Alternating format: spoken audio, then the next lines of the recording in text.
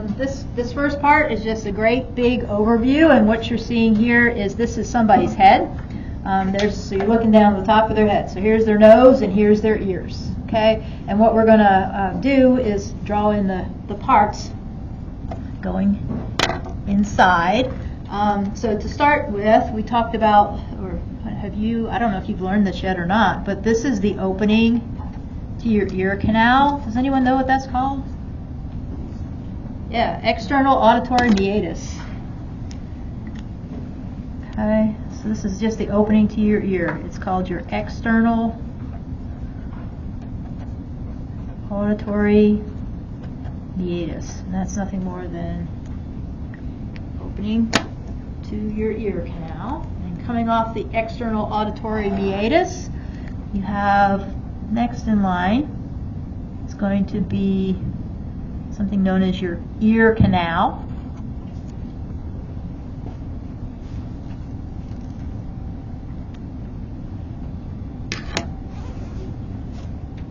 Okay, quick review, cranial nerve, sensory stuff. External ear, which cranial nerve? Sensation. Trigeminal, thank you. Ear canal, sensation. Which cranial nerve has sensation for the ear canal? Cranial nerve 7, facial nerve. Okay, so going on down. Just things to think about. Next one in line after the ear canal. Let me label that. There's your ear canal. Okay, next one after the ear canal is going to be something known as your middle ear.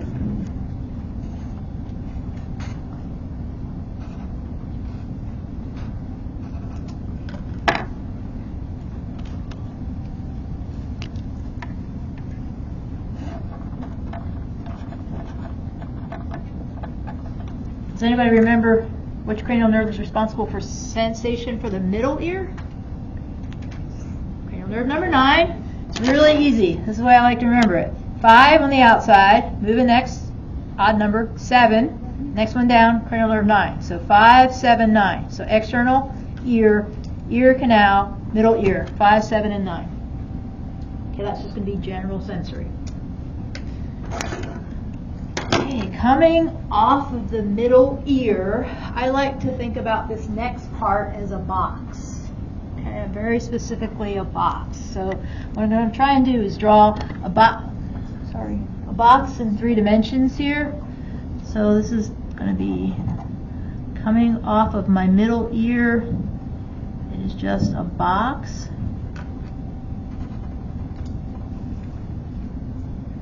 Okay, this is just my box coming down in 3 dimensions. Okay. Try and draw that bilaterally.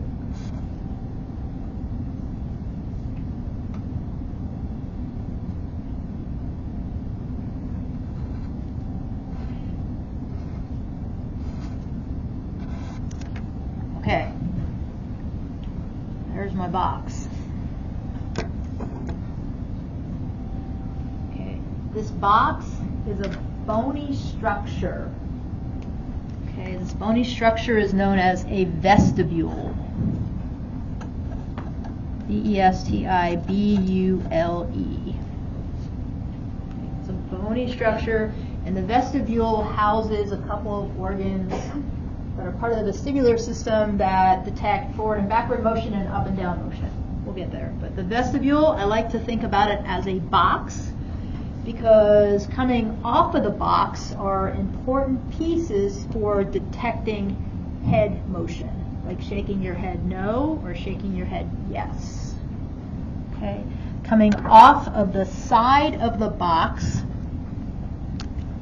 so the box has a top to it, it has a back part to it, it has a side. Okay, those are going to be the important pieces that we're going to look at. So here's the top of the box, the side of the box, and the back of the box. Coming off the side of the box, there's one of the semicircular canals that we're going to talk about. So it comes off the side of the box and connects here with the back of the box. Okay, So coming off the side of the box bilaterally and connecting to the back of the box. And since it's coming off the side of the box, this is known as your lateral. You may also hear it called your horizontal semicircular canal.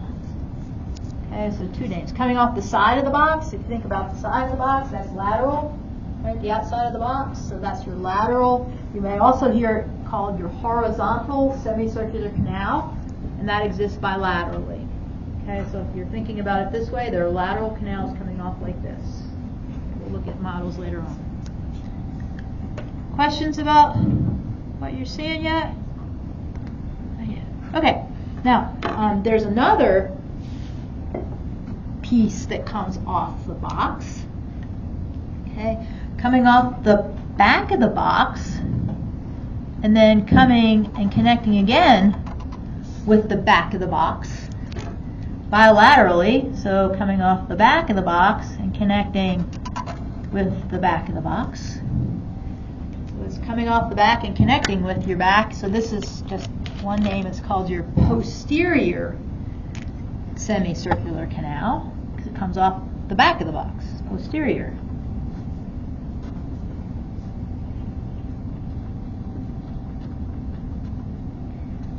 Posterior semicircular canal.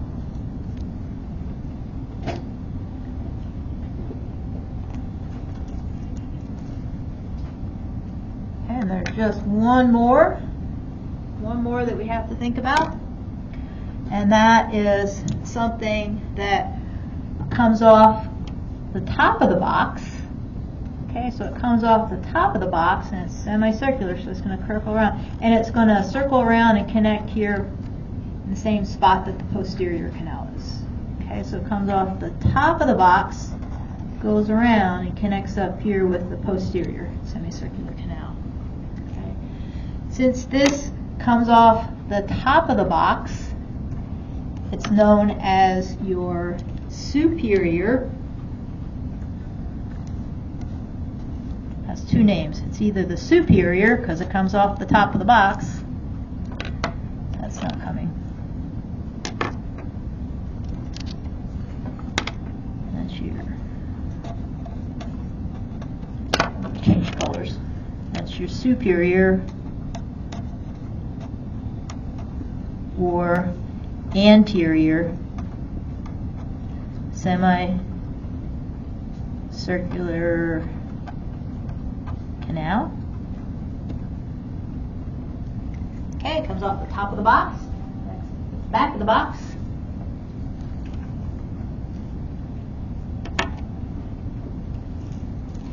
Okay, and then just one more part to think about, and that's going to be the organ responsible for hearing. The organ responsible for hearing also comes off the front of the box. Okay, and it's known as your cochlea. So I'll just draw like a little snail shell kind of thing. That's your cochlea. Cochlea comes off the front of the box or the front of the vestibule.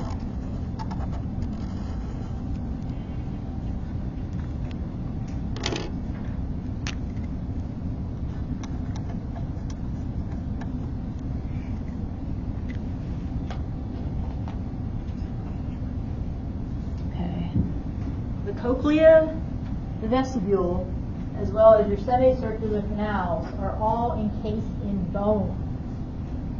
This is really important to think about because you realize they're also encased in your skull. So it's really, really important to keep these structures intact. Okay, when you have vestibular problems, all kinds of problems happen. So they're so important. It's bone encased in bone. Okay, so cochlea, semicircular canals, as well as your vestibule, are all encased in bone, which are in turn encased in your skull. Okay, so coming off the outside external auditory meatus, you have your canal. Next in line is your middle ear.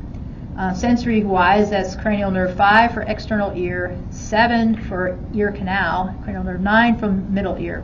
Connecting to your middle ear is going to be your vestibule. If you think about it as a box, that box has different sides. Coming off the top of the box, connecting with the back of the box, is your superior or anterior semicircular canal. Coming off the back of the box and connecting to the back of the box is posterior semicircular canal. Coming off the side of the box, connecting with the back of the box, is your lateral or horizontal semicircular canals. Questions about vestibular? So this is all the organs all kind of put together in a nutshell, looking down. Got it? All right, let's move on to the next is inner ear structures. And for this, all I've done is I'm going to take this picture right here and I'm going to zoom in. Okay, and we're going to look at just this side in detail. Okay, so that's what you see when you look at this next picture.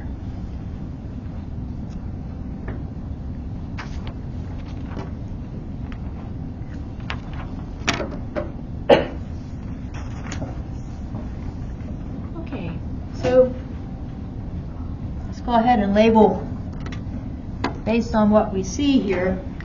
So if I had to say this is the front of the box right here, what's this organ that's involved in hearing? Cochlea, good. Okay, if that's the front of the box, right here where the cochlea is coming off, and this is the side of the box, right here, there's going to be a organ coming, something coming off here. Which semicircular canal comes off the side of the box? Mm-hmm. Yep, it's lateral or horizontal.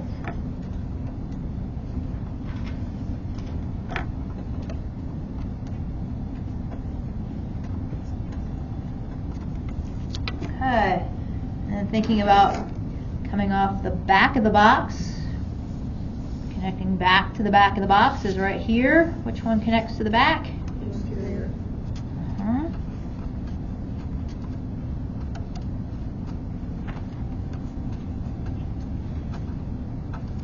Okay, and then that leaves this last one coming off the top of the box, connecting back to the back of the box.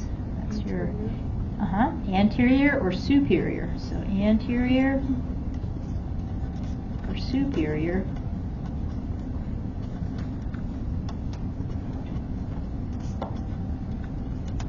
Okay, does everybody see where we are? How that connects together? Other things, so I've been calling this thing the box, but what's this thing that I've represented here as a box to understand the canals? Yeah, that's your vestibule.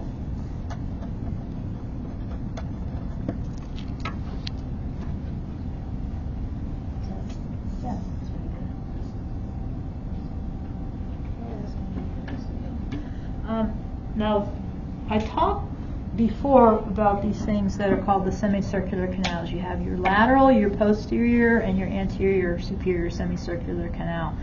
But I didn't talk about this bulbous part right here. Again, this whole structure is bone. Okay, this bony part, there's like a big protrusion here that connects to the vestibule. That's part of the semicircular canals. Does everybody see this bony protrusion here? This is known as your ampulla.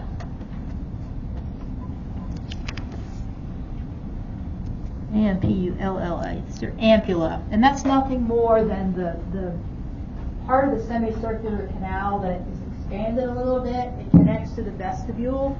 And it's your ampulla that actually houses the sensory organ for that semicircular canal. So I'll put, it's the bony house for this house of the sensory organ. And we'll look at that in more detail later. This is the sensory organ for your semicircular canals.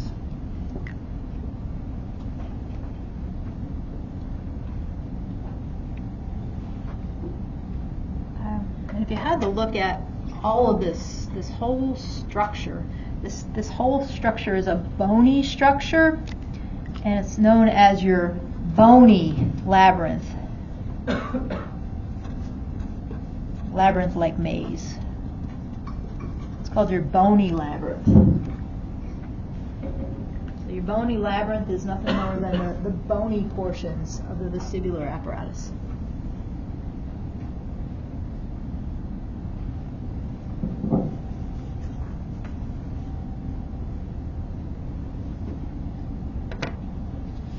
Okay, in addition to the bony labyrinth, you should know that all of these organs, including the cochlea, so here I'll put this, there's a membrane that's contiguous with the cochlea. It lines kind of like a garden hose with lining. It's a membrane that lines all of the semicircular canals. Okay, so it just lines the inside of the bone. It's just a membrane. Lines your horizontal canal and your posterior canal. All of the bony structure, all of the bony labyrinth has a membrane that lines its inside.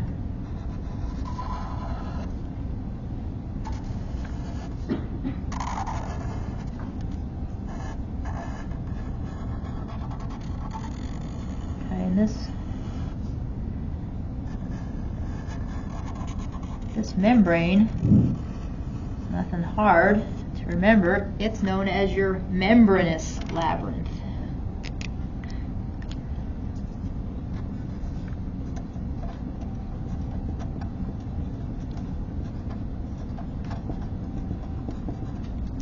Okay, so your membranous labyrinth is nothing more than the membrane kind of structure that lines all the insides of the bones. Okay, and actually it connects up. So coming out of the cochlea, there's the membrane, and then that connects to something, to a sensory organ, a specific sensory organ that we're going to look at in more detail here later. So there's going to be a sensory organ here, okay, and that connects here. Everything's connected together, and then in the back there's going to be another sensory organ that we're going to look at in more detail. Okay, so all of this membrane is connected or contiguous with these sensory organs. Okay, so the vestibule is home to two different sensory organs.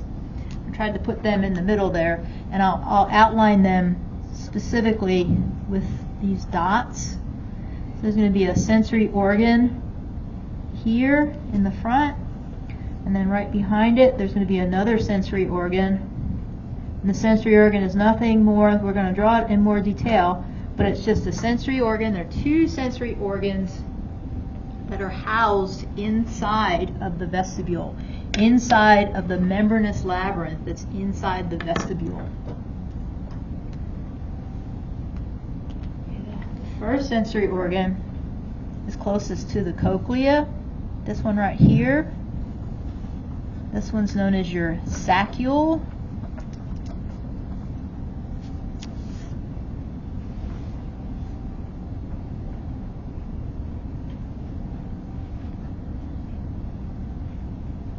And then behind your saccule you have another sensory organ. It's known as your utricle. Okay, so you go cochlea, saccule, and then utricle, from anterior to posterior.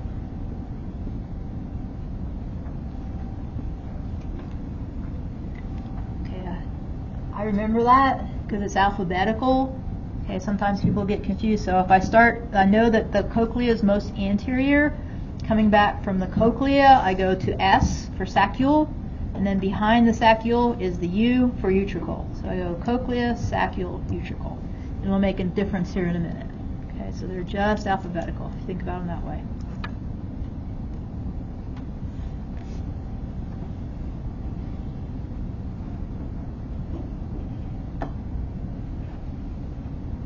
Questions?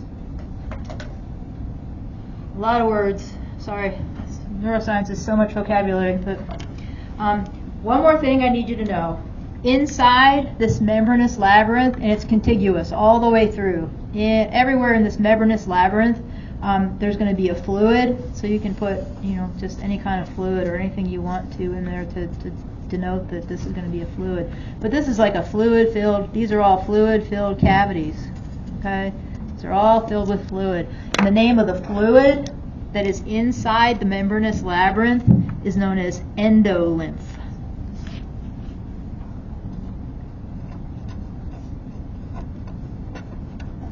So the endolymph inside the membranous labyrinth is just a fluid. That'll be important when we talk about how the semicircular canal sensory organs are activated. Do you have a question, Ben? I was just trying to figure out what the labels were for the dotted circles. Those are these things here. It's just endolymph. It's fluid. No, I'm behind. Oh, okay. I'm sorry. So just posterior to the cochlea is the saccule. So these dotted circles here. So that's the saccule. Okay. And then right behind the saccule, there's another sensory organ that's known as the utricle. And we're going to look at those in more detail in a minute. Any other questions? Is it clear? So essentially you have a bony labyrinth, everything on the outside. That bony labyrinth is lined with a membranous labyrinth. It's just the membrane structure. And that membrane structure is filled with fluid that's known as endolymph. Okay? There's two sensory organs. So the sensory organs for each of the semicircular canals is located in the bony portion known as the ampulla. And the sensory organs that are in the vestibule, there's two of them, the saccule and the utricle. Okay, they're also inside this membranous labyrinth. Questions? Okay, now what we're going to do is I'm going to zoom in again and I'm just going to look right in here. We're going to look really in close detail at both the saccule and the utricle. Ben? Does the lateral semicircular canal connect with the others too, or no? Yeah, so here's the lateral semicircular canal, right here. Okay, so it connects here, and then it can, oh yeah, so that you, I see what you're saying. Yep, you should have, I should have put in, here, let's make a connection real quick. Does that help? Yes, they're all connected, and it's all contiguous.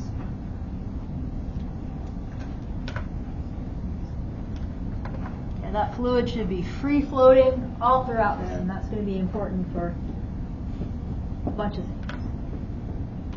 Any other questions? Does this fluid go in the saccule and utricle too, or? I'm sorry, say that again? Yes, the fluid is part of, so this whole area, this whole membranous labyrinth is fluid filled. The endolymph is all in there.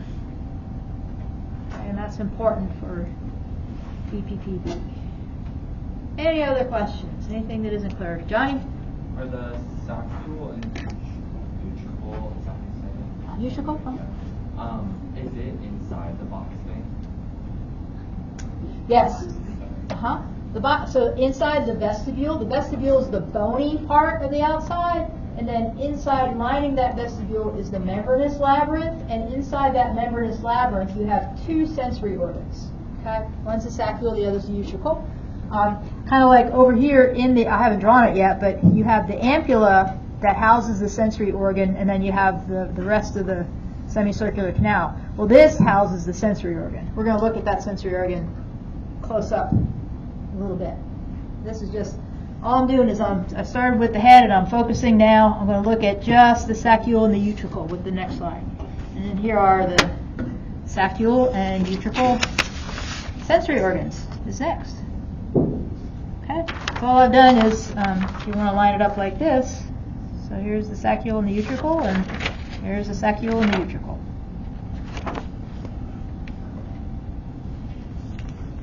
Everybody see where I am? Keep going down, getting more detail as we go. So these are the saccule and the utricle sensory organs. So if I said that this way is to the cochlea, what's the first sensory organ from the cochlea? Just posterior? Yeah, this is going to be your saccule. Which makes this guy over here your utricle.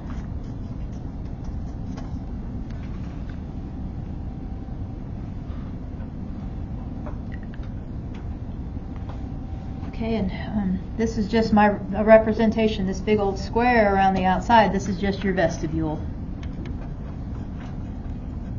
Flip it around now. Okay, everybody see where we are? We're just zooming on down.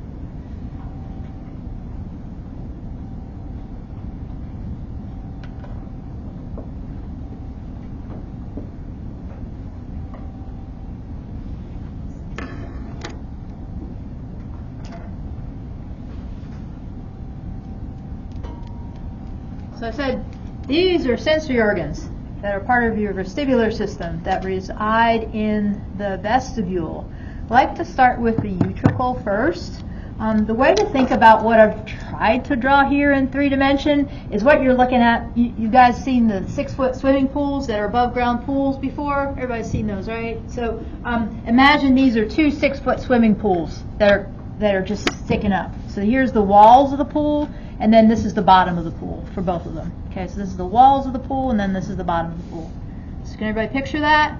So you've got a bottom, so 6-foot pool, 6-foot pool. This is the wall, and this is the bottom. Let's start with the utricle. It's challenging to my 3-dimensional representations, but I'll do what I can. And the sensory organ that resides in the utricle and saccule are identical, except for one little thing. Okay, just one thing. So let's draw the sensory organ for the utricle. Has what are known as hair cells. Okay, try and draw these hair cells here. Okay, coming up, these are tall cells.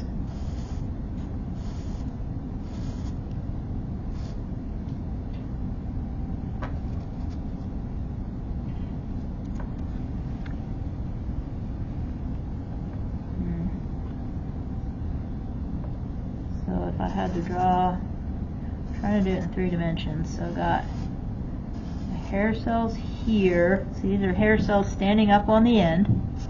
Okay, and then coming down here, kind of looks like that. So these are the hair cells here. Okay. So label those. These are my hair cells. Okay, coming off the bottom of the hair cells, most important, are going to be axons. So these are standing up and down cells, okay, columnar in shape. Coming off the bottom of all the hair cells are going to be axons, and these axons kind of come out together. Okay, so these are axons coming off the bottom of the hair cells. Remember, this is just the sensory organ for the utricle. Okay, all these axons are going to come out together off the bottom of the hair cells, and they are part of the vestibular portion for cranial nerve number 8. Remember, cranial nerve number 8, vestibulocochlear. This is the vestibular portion for cranial nerve number 8.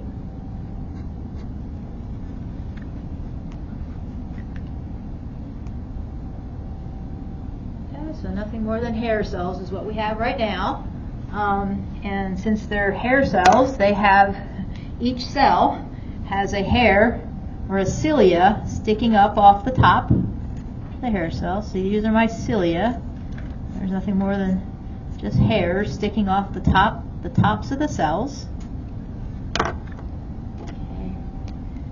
These are cilia.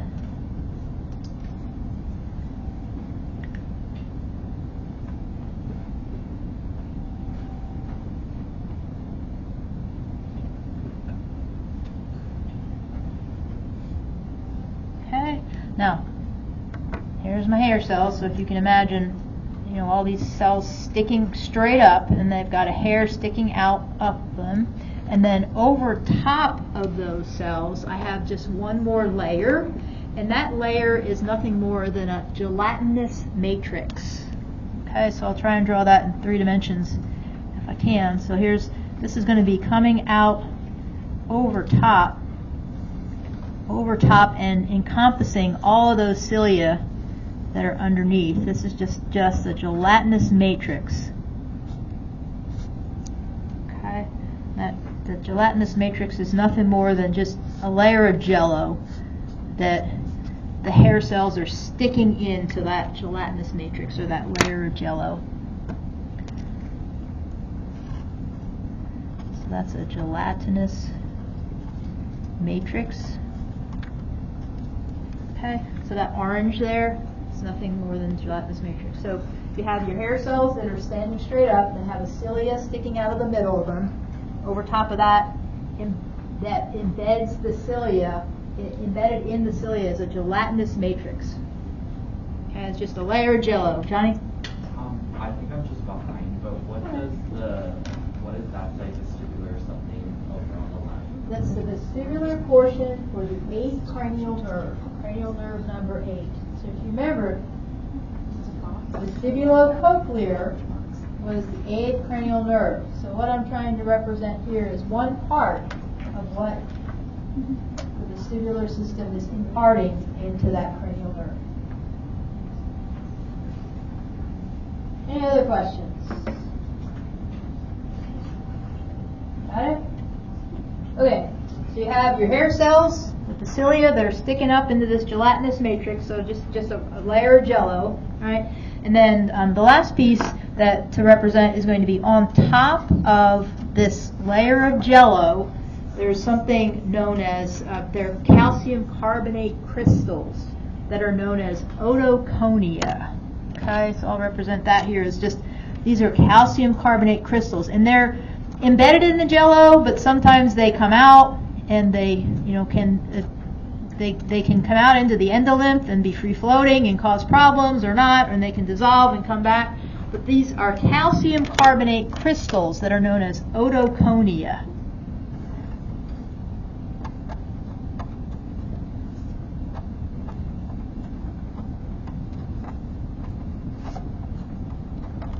They're called otoconia. Otoconia. Calcium carbonate crystals. I don't know if that's. Pull that up so I can see it a little clearer.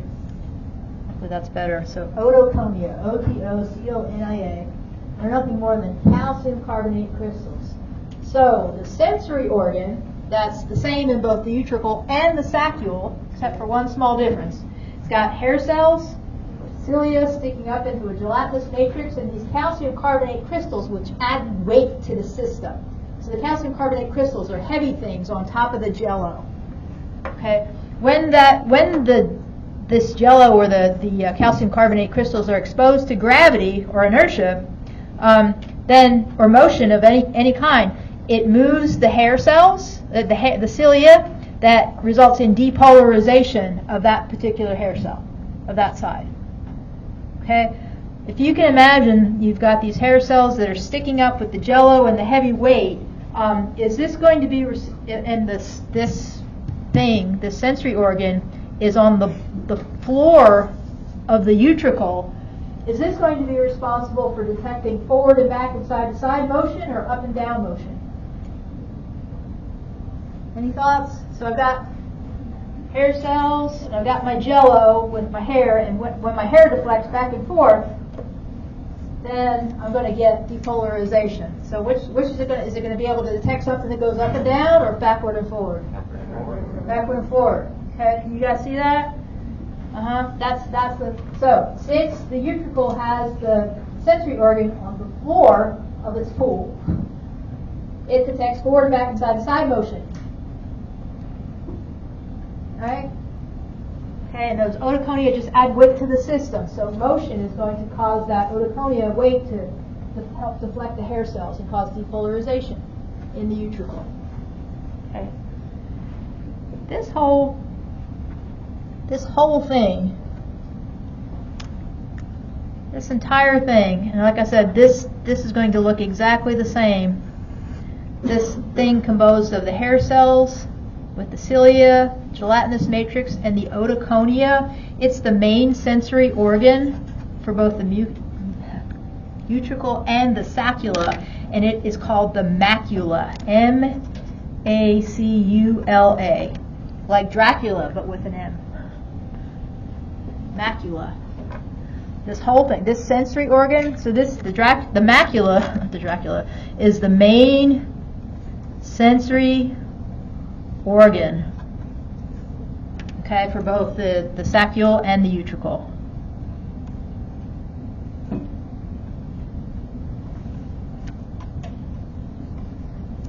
Okay, so in other words, you're going to see this exact structure represented over here in the saccule as well, except there's one small difference.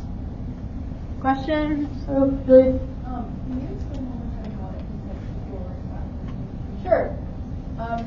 So, if you can imagine that I am standing on the, I'm a hair cell. Here's my little cilia. I've got gelatin embedded in here, and I got heavy rocks on top. Okay. Now, if I walk forward, do you see how the hair cell is bent? Now, how about if I go up and down? Does that cause bend? No. Now you got it? Okay. Yes. Now. So is it the hair, like what's happening with the hair when you're moving faster and inside your head is moving slower? Like why is that? Like it Inside takes your- your head more time to catch up than your body does for actually like moving. Is that because the hair is moving slower than your body? I don't understand. So let me give you an example. This is responsible for if you know how you're sitting in a car and the car moves, that tells you you're moving. Okay. Does that make sense? So it's detecting that motion, even though you're not doing the motion, you're physically moving. So it's so that the hair cells get deflected, and it causes depolarization. So you know you're moving. So it's only detecting motion, it's not when you call for fast. Yes. So yes, it's just detecting when you're motion, forward and back, side to side. Yes. Not. Yes.